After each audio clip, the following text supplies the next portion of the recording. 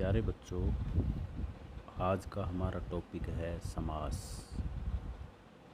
इस टॉपिक में हम पढ़ेंगे कि समास किसे कहते हैं, समस्त पद किसे कहते हैं, समास के कितने भेद होते हैं। सबसे पहले समास। समास की परिभाषा क्या है। समास शब्द सम और आस दो शब्दों के मेल से बना है। सम का अर्थ है बराबर और आस का मतलब है बैठाना, यानी हम दो शब्दों को एक दूसरे के आसपास ला कर के एक नया शब्द बनाते हैं, उसको समास कहते हैं। अगर हम इसकी परिभाषा देखें तो परस्पर संबंध रखने वाले दो या दो से अधिक शब्दों के मेल को समास कहते हैं। समस्त पद। समास किए गए शब्दों को समस्त पद कहते हैं। जैसे पीताम्बर शब्द है, दो शब्दों के मेल से बना है, पीत और अंबर। पीत और अंबर दो शब्दों को अगर हम एक दूसरे के पास ले आते हैं, इनको से एक नया शब्द निर्मित कर देते हैं, पीताम्बर शब्द हुआ। तो ये पीताम्बर शब्द जो है ये क्या है, समस्त पद है।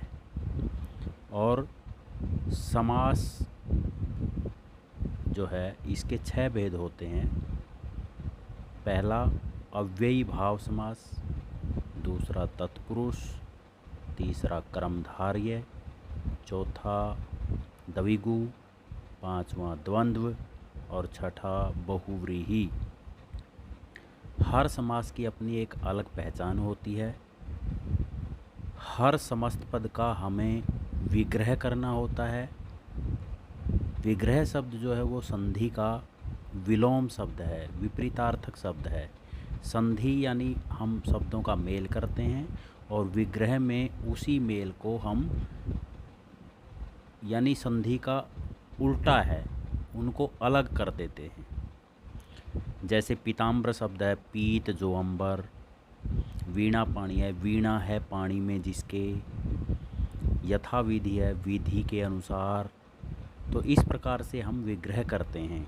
प्रत्येक समास की अपनी एक परिभाषा है और पहचान है। जैसे अव्ययी भाव समास है, इस समास में पहला पद प्रधान होता है और अव्यय होता है। अव्यय अर्थात अविकारी, अर्थात जिस शब्द के रूप में कभी परिवर्तन नहीं होता है। प्रथम पद जो है वो ऐसा पद होगा। तत्पुरुष दूसरा पद प्रधान होता है।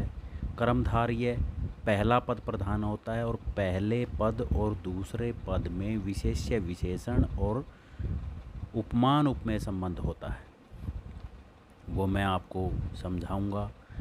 इसके अलावा जो है जो चौथा है हमारा द्विगु, जिस समास में पहला पद संख्यावाची हो और समस्त पद समूह का बोध कराए, उसे द्विगु समास कहते हैं। द्वंद्व समास में दोनों पद प्रधान होते हैं। और बहुव्रीहि समास में ना पहला पद प्रधान होता है और ना दूसरा, बल्कि जो पहला और दूसरा पद या समस्त पद जो है वो अन्य अर्थ का वाचक होता है। जैसे लंबोदर, लंबा है उदर जिसका। अब ये लंबोदर जो समस्त पद है ये किसके लिए प्रयुक्त हुआ, किसी अन्य अर्थ को बता रहा है, ये गणेश जी के लिए प्रयुक्त हुआ। जैसे वीणा पाणी, वीणा है पानी में जिसके, माँ सरस्वती के लिए प्रयुक्त हुआ है। जैसे चंद्रशेखर, चंद्र है शेखर पर जिसके, ये शिव के लिए प्रयुक्त हुआ है। जैसे दामोदर, दाम है उदर पर जिसके, ये श्री कृष्ण के लिए प्रयुक्त हुआ है। तो इस प्रकार से हर अलंकार, हर समास की अपनी अलग अलग पहचान है। अभ्यास से जो है आप इसको सीख पाएंगे। आशा है कि आपको ये सामान्य जानकारी समाज से संबंधित ये समझ में आ गई होगी।